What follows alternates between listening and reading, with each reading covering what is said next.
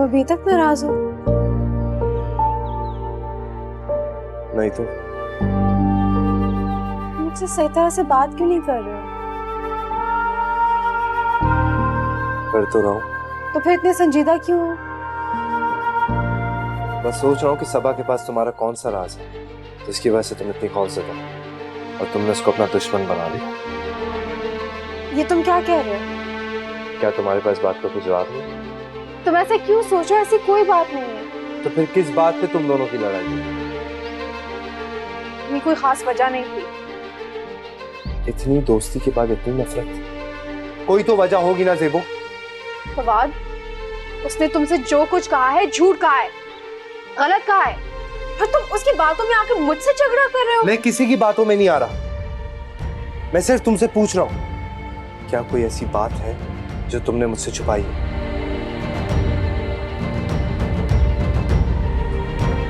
नहीं फवाद, ऐसी कोई बात नहीं। मैं तुमसे क्यों कुछ छुपाऊंगी? क्या तुम सच कह रही?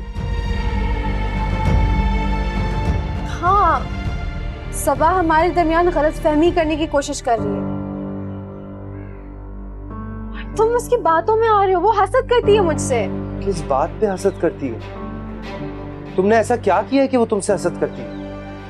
हसद की कोई वजह नहीं होती फवाद। हाँ, वो मेरी दोस्त जरूर थी। मैं उसके हसद को तब समझ नहीं सकती थी, और जैसे ही मुझे उसकी फितरत का पता चला मैंने उससे किनारा कर लिया।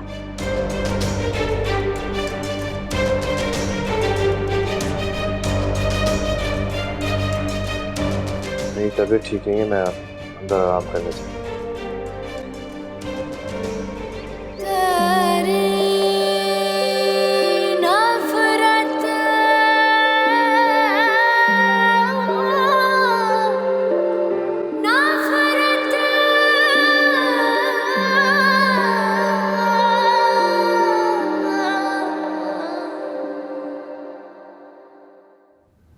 सबा,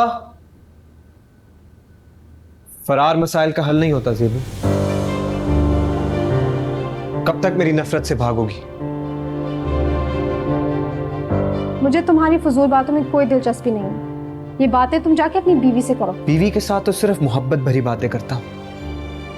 ये नफरत सिर्फ तुम्हारे लिए है ज़ेबू। सिर्फ तुम इसकी हकदार हो। मुझे तुम्हारी नफरत में भी कोई दिलचस्पी नहीं है। पता नहीं तुम्हें ये बात समझ क्यों नहीं आती। तुम्हारी अक्सर बातें मैं समझ नहीं सका। इतनी सफाई से तुमने मुझे धोखा दिया, मैं वाकई समझ नहीं पाया। बेवकूफ बन गया। क्या बातें हो रही हैं यहाँ? जरा मुझे भी तो पता चले। जरूर सुनो आरिस, तुम्हें जो भी बात करनी है सबा के सामने करो, ताकि इसे भी तो पता चले कि तुम क्या कहना चाह रहे हो। मुझे आरिस की सब बातें पता हो। यहाँ वक्त जाया करने की जरूरत नहीं है सबा, चलो चलें। हाँ।